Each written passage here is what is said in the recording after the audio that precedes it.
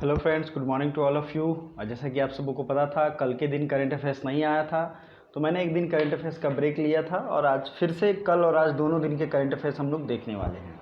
बहुत सारे current affairs हैं, जैसा कि आप सबको को पता है 200 से 300 अलग से हम लोग जीएस के फैक्ट्स रिवीजन करते हैं इस करंट अफेयर्स के साथ।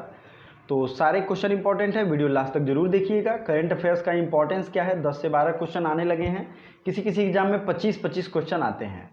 तो आपको ये ध्यान रखना चाहिए कि इसका वेटेज कम ना हो। डिस्क्रिप्शन में टेलीग्राम का लिंक है, वहाँ से पीडीएफ डाउनलोड कर सकते हैं। पहला क्वेश्चन है, सीनाबंग वोल्केनो मतलब ज्वालामुखी, ये किस देश में फिर से जागृत हुआ है? तो सीनाबंग, अब देखिए ये नाम भी आपको साउथ ईस्ट एशिया मतलब कि दक्षिणी पूर्व एशिया की तरह दिखता है, सीनाबंग वोल्केनो। तो ये जागृत हुआ है इंडोनेशिया में। इंडोनेशिया सब मैप में मैं दिखाऊंगा, मैप के साथ मैं पढ़ाता हूँ। लेकिन इंडोनेशिया की राजधानी पहले थी जकार्ता, जो कि अब पानी में डूबने की वजह से इसकी चेंज हो गई है और वो बन गई है ईस्ट कालीमंतन। ठीक है,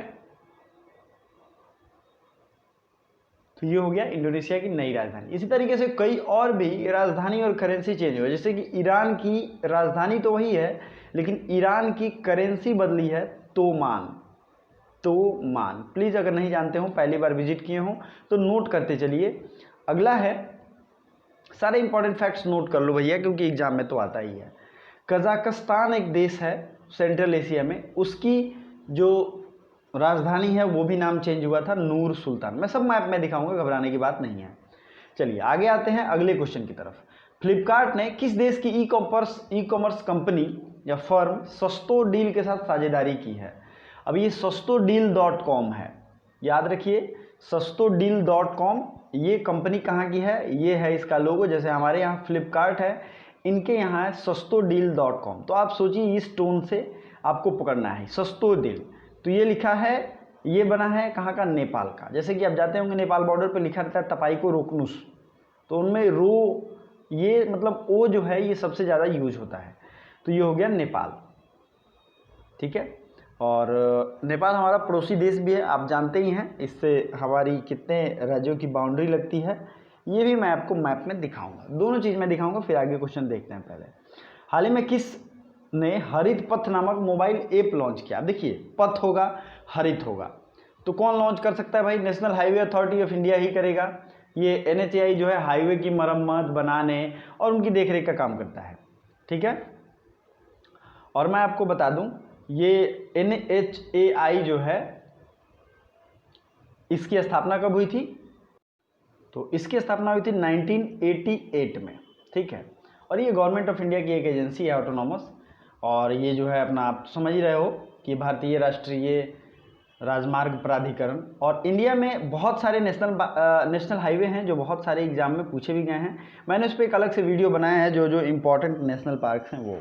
ठीक है, अब बात करते हैं, सॉरी, इसकी स्थापना एक ऑटोनॉमस एजेंसी के रूप में की गई थी 1988 में, सॉरी दोस्तों, लेकिन ये पूरे रूप से बन के तैयार हुआ है 1995 में।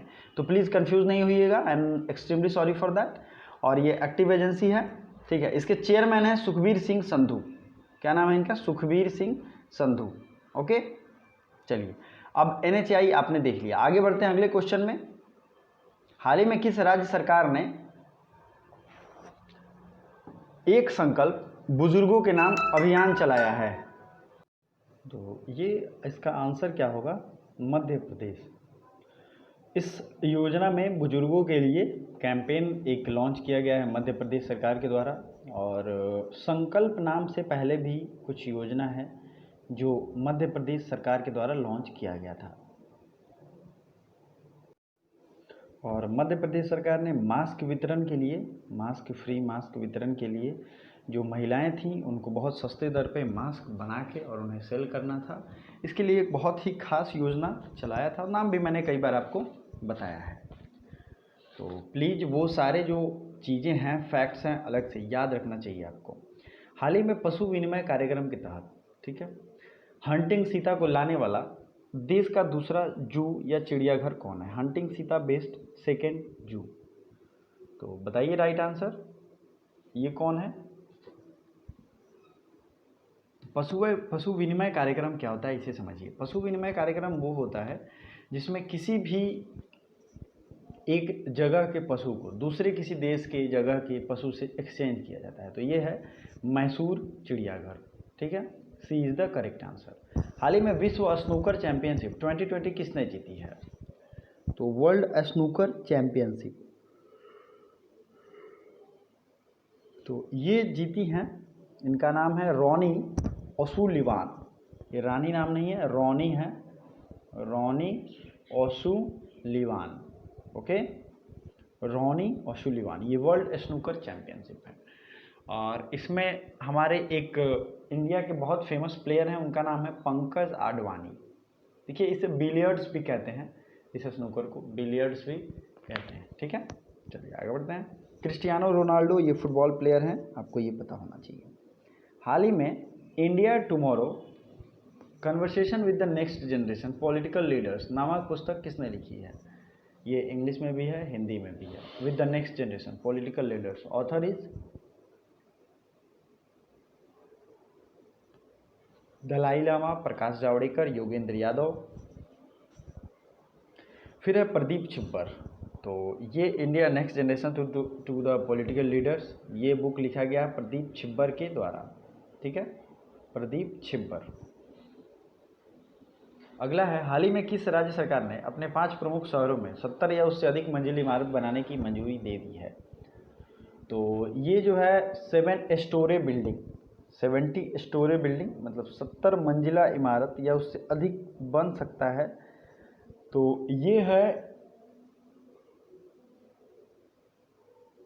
गुजरात। ठीक है, गुजरात में ये 5 शहरों में मंजूरी दी गई है। देखिए, गुजरात डेवलपमेंट में काफ़ी आगे है। कांडला बंदरगाह भी है गुजरात में, जिसे दीनदयाल अब बंदरगाह कहते हैं। और भी कुछ चीज़ें मैं अगर गुजरात के बारे में बताऊं तो वो ये है, गुजरात में ढोलेरा सिटी प्रोजेक्ट आपको याद होगा, ढोलेरा सिटी प्रोजेक्ट ये भी शुरू हुआ था, जो कि वर्ल्ड फेमस सिटी प्रोजेक्ट की तरह है। अब दूसरी चीज़ है गुजरात से, यहाँ की जो नृत्य है या फेस्टिवल है वो है डांस, क्या कहते हैं, डांडिया, डांडिया रास। ठीक है, तो ये है गुजरात की। इसी तरीके से राजस्थान की कालबेलिया डांस, कालबेलिया ये डांस है राजस्थान का। तो ये सब डांस आपको मैं रिवीजन कराता रहता हूँ। हाल ही में भारत के नए चुनाव आयुक्त, ध्यान से समझिए, नए चुनाव आयुक्त की बात हो रही है। मुख्य चुनाव आयुक्त कोई और है, वो आपको पता भी है। ठीक है, तो मुख्य चुनाव आयुक्त जो भी हैं, वीडियो को पॉज कीजिए और अभी कमेंट बॉक्स में कमेंट करिए, क्योंकि अब रिवीजन करना है आपको अच्छे से। तो ये चुनाव आयुक्त हैं और ये बने हैं राजीव कुमार। ठीक है, राजीव कुमार हमारे नए चुनाव आयुक्त बन गए हैं।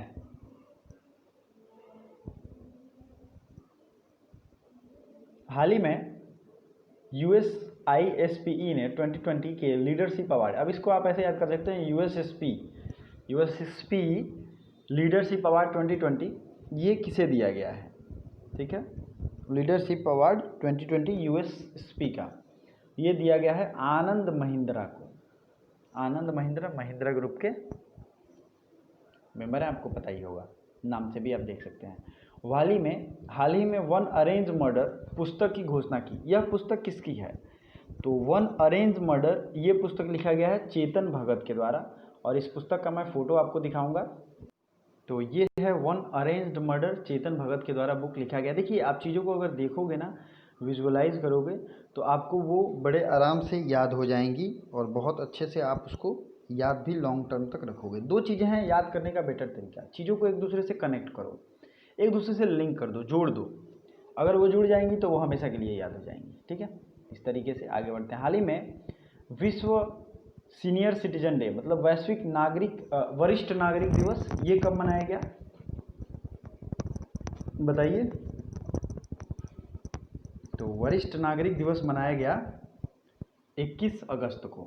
ठीक है दोस्तों, 21 अगस्त को। अब इसी के साथ जितने भी अगस्त महीने में दिवस हैं, जैसे कि 6 अगस्त, 9 अगस्त ये हिरोशिमा डे, ये नागासाकी डे। 29 अगस्त को कौन सा दिवस है?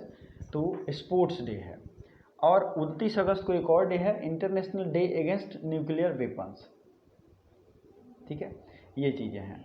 तो 29 अगस्त में जो भी डेज हैं, जैसे 19 तारीख को था फोटोग्राफी डे, ये आपको याद रखना चाहिए। आगे बढ़ते हैं। हाल ही में आई रिपोर्ट के अनुसार 2020 में कितने मिलियन युवा नौकरी खोज सकते हैं, मतलब एक तरीके से बेरोजगार हैं। तो 2020 में जो यूथ हैं वो कितना नौकरी खोज सकते हैं बताइए?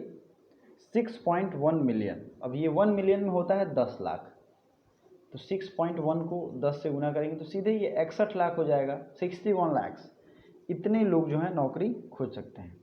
और आपको पता ही है नौकरी की एक नई एजेंसी बनाई गई है, NRA, नेशनल रिक्रूटमेंट एजेंसी, जैसे NTA थी उसी तरीके की। इसका काम क्या होगा?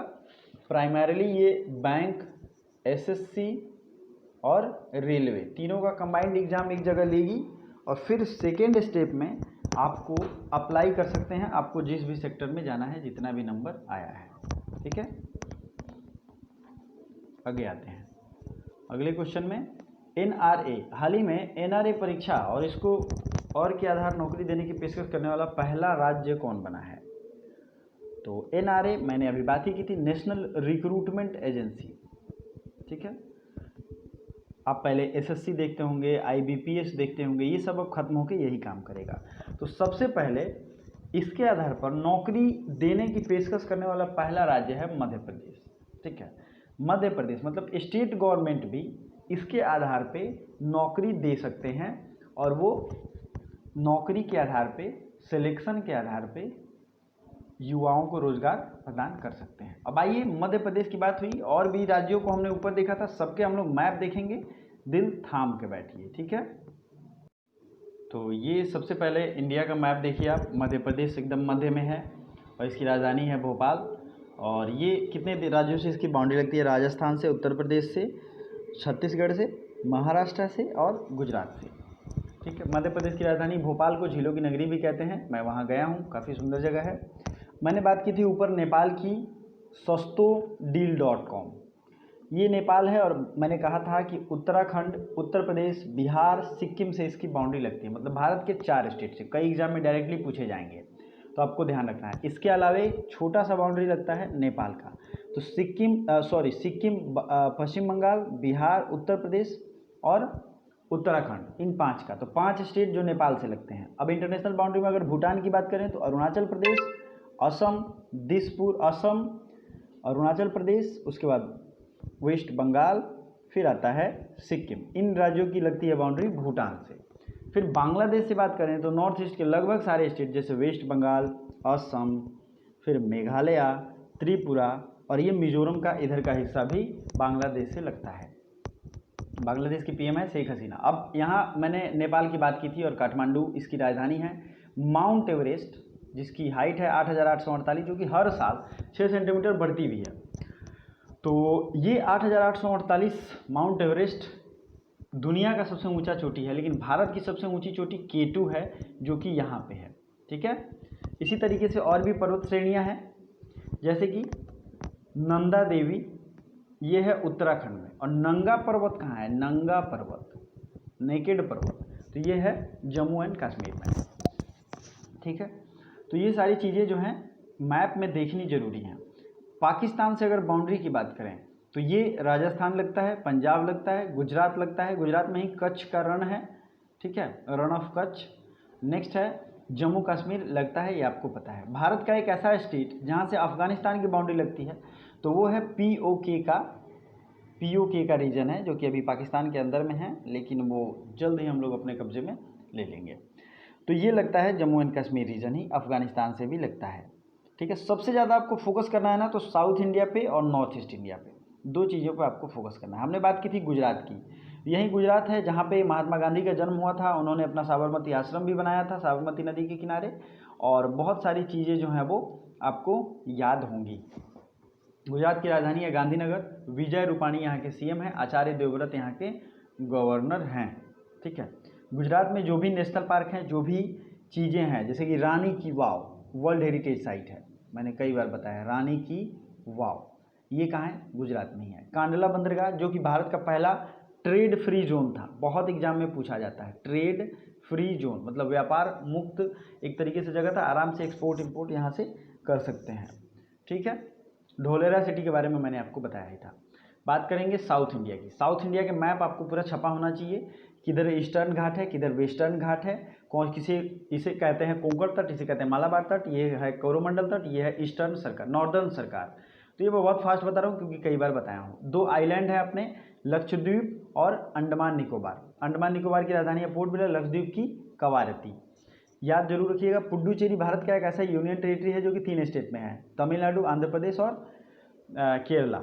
ये सब चीज़ें ना अगर आपको याद हैं तो आपको दिक्कत नहीं होगी, ठीक है।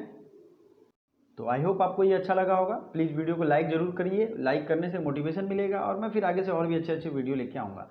हाल ही में गोपाला स्वामी कस्तूरी रंजन का निधन हो गया। वो कौन थे? तो ये गोपाला स्वामी कस्तूरी रंजन जो थे ना, ये क्रिकेटर थे। अभी आपको पता ही है चेतन चौहान भी थे, ये इनका भी देहांत हो गया। ये भी क्रिकेटर थे और यूपी में कैबिनेट मंत्री भी रहे हैं, चेतन चौहान। अगला देखते हैं क्वेश्चन। हाल ही में फर्टिलाइजेशन एसोसिएशन ऑफ इंडिया का नया अध्यक्ष किसे चुना गया? फर्टिलाइजेशन एसोसिएशन के न्यू हेड। ऑप्शन देखिए, राकेश अस्थाना, प्रदीप कुमार जोशी, किशोर रुंगटा। तो ये है फर्टिलाइजेशन एसोसिएशन, किशोर रुंगटा इनका नाम है। राकेश अस्थाना का न्यूली अपॉइंटमेंट हुआ है। Please tell me Rakesh Asthana किस पोस्ट पे अपॉइंट किए गए हैं? जो लोग भी कमेंट करते हैं उनको दिल से बहुत बहुत धन्यवाद, और रेगुलर कमेंट करते हैं, बहुत अच्छे से पढ़ते भी हैं, ठीक है। हाल ही में कोविड-19 से जुड़ा द कोरोना फाइटर्स गेम किसने लॉन्च किया है? तो the corona fighters game doctor Harshvardhan के द्वारा लॉन्च किया गया है, कोरोना फाइटर्स। नेक्स्ट है, ये गेम है, इससे भी लड़ने की आपको ट्रेनिंग मिलेगी।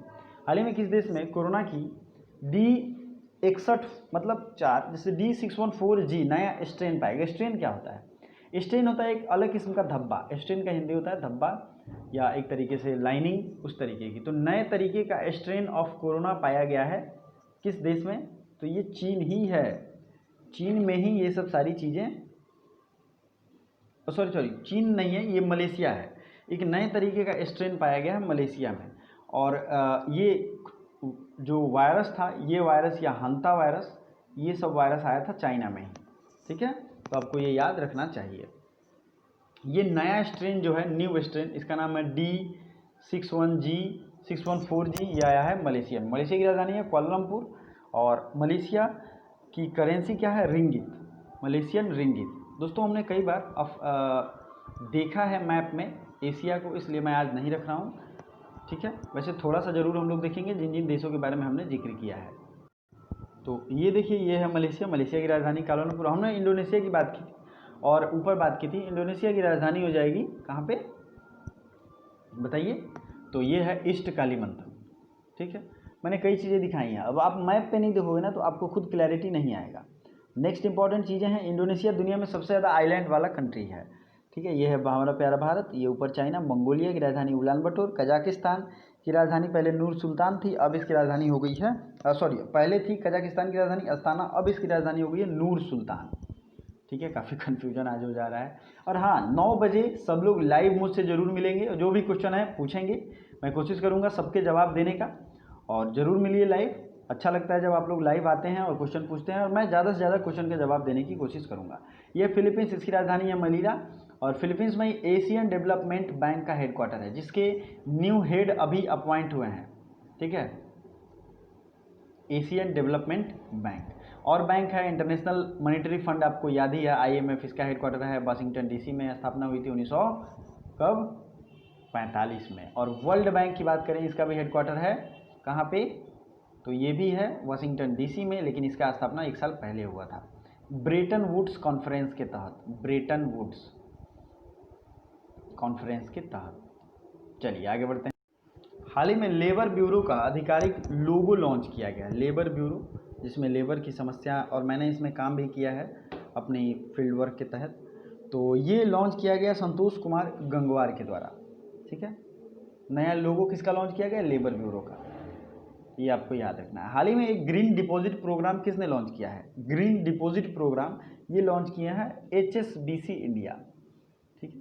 ये हाउसिंग फाइनेंस कंपनी है HSBC इंडिया, इसने ग्रीन डिपॉजिट प्रोग्राम लॉन्च किया है। अगला है, हाल ही में टोक्यो ओलंपिक में भारतीय टीम का स्पॉन्सर कौन बना है? Tokyo Olympic Indian team sponsor ये बना है टोक्यो ओलंपिक में, बताइए कौन बना है? INOX group, Tokyo Olympic. अब 2 ओलंपिक होने वाले हैं, summer Olympic, winter Olympic. Winter Olympic कहाँ होगा? बीजिंग में। समर ओलंपिक होगा टोक्यो में। तो ये पहले से ही मैं आपको बताते आ रहा हूँ और अभी भी आपका रिवीजन हो जाएगा, ठीक है। दोनों चीज़ें याद रखना, विंटर कहाँ होगा? बीजिंग में, समर होगा टोक्यो में, जापान की राजधानी टोक्यो। ये वहाँ की करेंसी है। और अगर चीन की बात करें तो चीन की करेंसी तो वैसे युआन है, लेकिन आपको क्वेश्चन में युआन के जगह पे रेन मेबी भी दे सकता है, रेन मेबी, ठीक है, हिंदी में अपना आप लिख सकते हैं। हाल ही में स्वच्छ सर्वेक्षण 2020 में देश का सबसे स्वच्छ राज्य कौन है? तो सबसे स्वच्छ राज्य है छत्तीसगढ़। मैंने पहले भी बताया था। शहर टॉप किया था इंदौर, सबसे टॉप की राजधानी थी भोपाल। गंगा के किनारे सबसे क्लीन शहर था कौन? तो वो था अपना शहर बनारस, जहाँ पे BHU स्थित है और बहुत प्यारी जगह है, मुझे तो मैं बहुत मिस करता हूँ, ठीक है। अगला आते हैं, ट्राई फूड परियोजना किसने लॉन्च किया? ट्राई फूड परियोजना ये लॉन्च किया है अर्जुन मुंडा ने, ठीक है। हाल ही में किस चीनी कंपनी ने बच्चों की ऑनलाइन शिक्षा के लिए 25,000 फ़ोन वितरण करने की घोषणा की है? तो ये चीनी कंपनी कौन है बताइए? ये है शाओमी। इसे जियोमी पढ़ सकते हैं लेकिन इसे शाओमी कहते हैं। और ये मुझे मतलब मैक्सिमम लोगों के फ़ोन ये होंगे भी उनके पास। हाल ही में आर्टिफिशियल इंटेलिजेंस संचालित हेल्थ केयर पॉड्स की शुरुआत कहाँ की गई है? देखिए, आज 2 दिनों के करंट अफेयर्स है इसलिए ये बड़ा हो रहा है और ज़्यादा क्वेश्चन भी है, तो घबराइए नहीं। आर्टिफिशियल इंटेलिजेंस बेस्ड पॉड्स ये कर्नाटक में शुरू किया गया है। अब हेल्थ पॉड है और आर्टिफिशियल इंटेलिजेंस, आपको पता ही है बेंगलुरु को सिलिकॉन सिटी ऑफ इंडिया क्यों कहते हैं? क्योंकि यहाँ पे कंप्यूटर, IT और आर्टिफिशियल इंटेलिजेंस का पूरा व्यवस्था है, इसलिए ये भी चीज़ जो होगा यहाँ पे होगा। इसलिए मैं कहता हूँ चीज़ों को कनेक्ट करिए ताकि आपको बेटर याद रहेगा। अगला है फिर, हाल ही में फ्लिपकार्ट ने, ये क्वेश्चन आपको कमेंट करके बताना है, फ्लिपकार्ट ने किस देश की सस्तो डील के साथ समझौता किया है? ऊपर मैंने इसका आंसर बताया था। जो भी इसका राइट आंसर है कमेंट बॉक्स में कमेंट जरूर करिए। Thank you so much for watching.